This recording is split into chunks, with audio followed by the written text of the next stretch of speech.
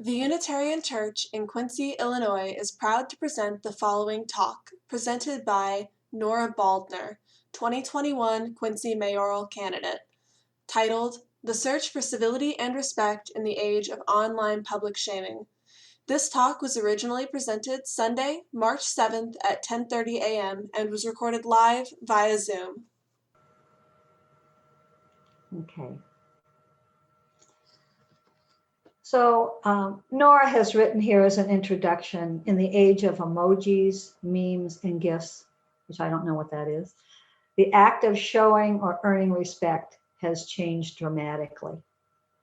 We communicate with modern day hieroglyphics that shame, belittle, and encourage ridicule, even when the message is disguised as humor. Nora will explore how a caustic social media post is the modern day pillory and what we can do to encourage civility. We welcome Nora Baldner. Nora, be sure to unmute. There we go. Thank you, Deborah. Thank you, everyone. It's a pleasure to be with you this morning. I appreciate the opportunity to speak with you about arguably what has divided this country more than anything else in the last several years. So I'll kind of start. I've culled some lectures from school. I do teach a class in social media. At the very beginning in the introduction, Deborah said that I taught content creation and TV production, and that's true. While I would like to teach more traditional journalism, and I sneak it in on the students, they aren't as interested in following the path that I followed back, 30 years ago, because journalism has changed. Now they want to be YouTube stars and Instagram influencers. And the truth is, the mechanism behind doing that is very similar to what I learned in school. But we have to kind of market it a little bit different so that they can engage with this newfound career. So I would like to talk with you a little bit today just about some communication theories and things that we have seen online and ways that we've behaved online and ways that other people have behaved online. So the quickly crafted or even deliberately designed social media post, again, as Deborah introduced to you, I look at it as the modern day pillory. Facebook is the town square that hosts that wooden framework in which we seem to be imprisoned. Twitter is the telephone party line where everyone can hear everyone else. Instagram is the bay window, the front of the house, with the shades pulled all the way up. We are in each other's business every single day. We know so much more about our casual acquaintances than we actually really want to. We are voyeurs and participants in the destruction of self-worth and self-respect. And quite frankly, I think you'll agree with me, it's exhausting. Like 1,000 pinpricks, the digital road to shame started a long time ago. A funny meme that carried a dark undertone, a hastily written post that didn't quite hit the mark, or a tag in an unflattering picture. We've all been there.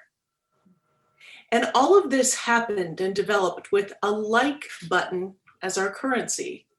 Could you actually imagine if there was a not like button? I know that Facebook has argued over that. There was a call for a not like button. Thankfully, it didn't appear. So I'd like to introduce you to a few theories of communication to help us make sense of that pit in our stomachs when we talk about the respect and shame cycle of social media. So first and foremost, there is a social penetration theory. That explains, I haven't spoken yet this morning. It explains how relationships develop and how they progress. So think of your best friend. How did you get there? Remember the first time that you spoke together. Was it a hello, an introduction by someone else? Did you recognize that person at that time as your very best friend? How many communicative interactions did it take for you to realize that you were actually kindred spirits? The social penetration theory says there are 4 stages to intimate relationships. For our purposes here, I'll go through them pretty quickly. There's orientation, exploratory, affective, and then stable. You meet, you test topics through discussion, you delve deeper with more substance, and then you stabilize the relationship. So picture an onion. It's like peeling back layers to get to the middle.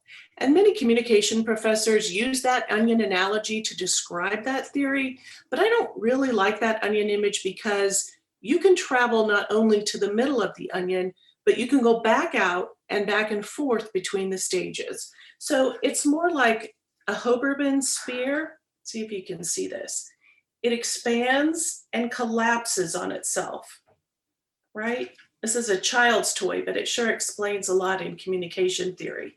As we're meeting someone, we're way out here, and as we learn about them, we can get right to the middle of the relationship, but we can also kind of go back and forth, and we can spend some time here as well. That depends on how much each person is willing to share over the given amount of time. Another theory, Irving Janis's groupthink theory, is when a group comes to a unanimous decision about a possible action, despite the existence of information that points to a completely different possible action, even if that one might be better. It's really difficult for people to break out of groupthink.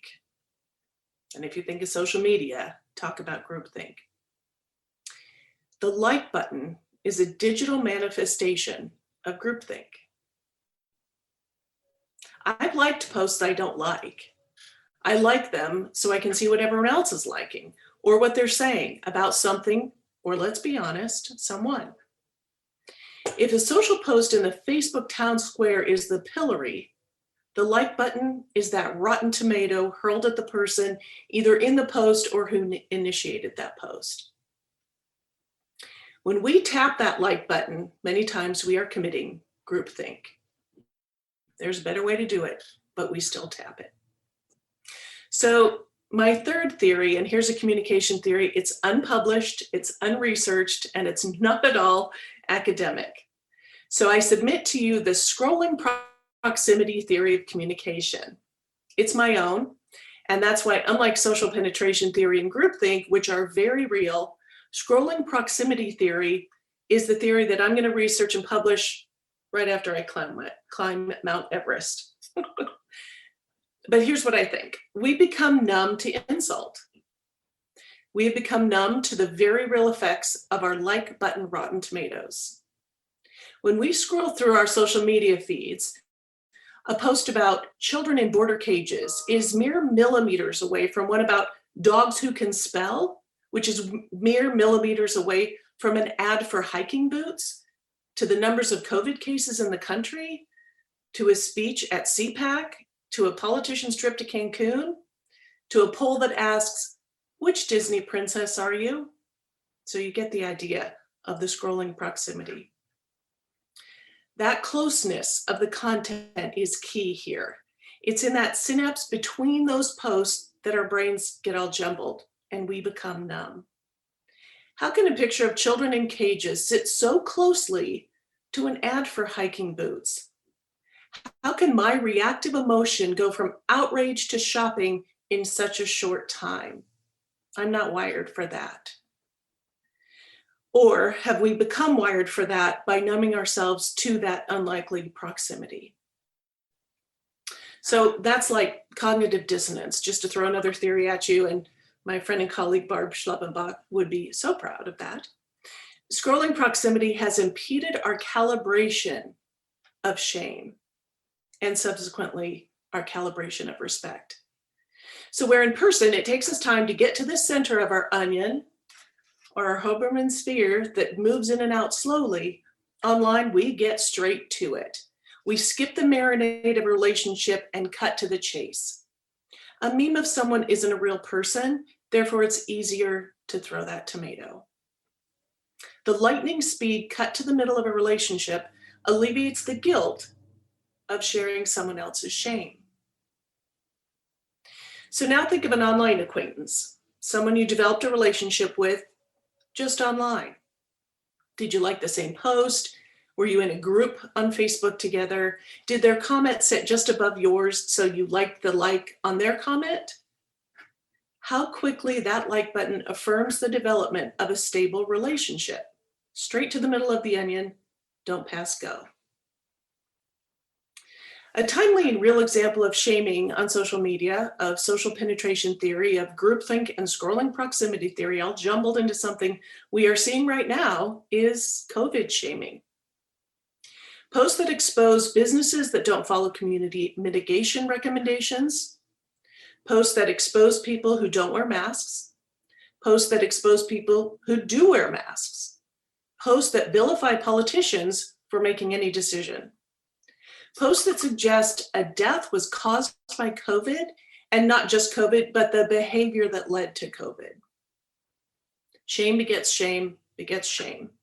Even if the person posting thinks they're doing it for the right reasons, even if a list of restaurants tells you which ones are masking and which ones are not, that the means justify the ends there, right? Well, the problem is as the insidious shame grows, it evolves and turns into defense and hate and division. And we see that here in Quincy. We've all seen that. We see that in the topics other than the pandemic as well. So I was asked to talk about respect today, and I think that's a great topic. So let's unlock the pillory, release our heads and hands, and see if there's a way out of the shame cyclone and introducing respect into that digital landscape. I wish it was as easy as exchanging those rotten tomatoes for flowers. What if we just threw happy faces instead of a thumbs up emoji on every post? Can we actually affect change by a mere change in the digital social language? Do we just turn off the comments? Do we monitor and censor and edit and delete? Reactive respect is actually celebrated on social media. When someone posts an accomplishment, an announcement, a birthday, we all react in a positive way. Earning someone's respect used to take a lot longer than that, though. And I'm realizing I'm taking liberties by calling a happy retirement post respect, but if for our purposes respect is the opposite of shame, I'll argue that the mechanism of the sentiment is the same. So how do we cultivate earned respect on social media? It's not just reactive and perfunctory, but how do we spread the kind of respect that is noticed, that changes people, that perhaps changes communities? And this is definitely our challenge, especially now.